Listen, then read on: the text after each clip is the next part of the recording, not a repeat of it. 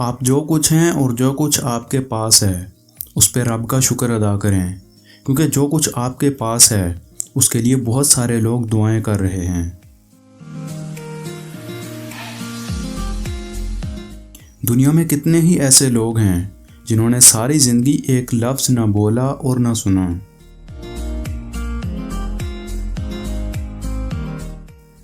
आपकी खुशी कई उदास लोगों का ख्वाब है। आपका छोटा सा घर कई बेघर लोगों का ख्वाब है।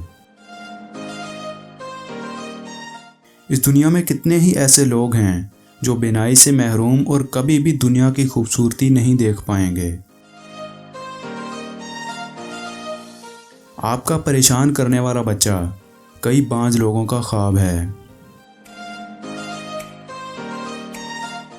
आपकी सेहत कई बीमार और मुहताज लोगों का ख्वाब है। रोटी का निवाला आप पैसे से नहीं खाते बल्कि किस्मत से खाते हैं, और खुदा की मर्ज़ी शामिल ना हो तो वही निवाला आपकी जान ले सकता है।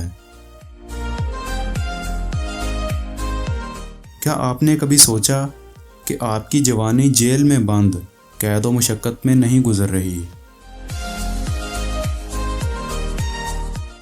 आपके घर में मौजूद फ्रिज, टीवी, एसी और गाड़ी जैसी सहूलतें खुदाई का दावा करने वाले नमरूद के पास भी न थीं।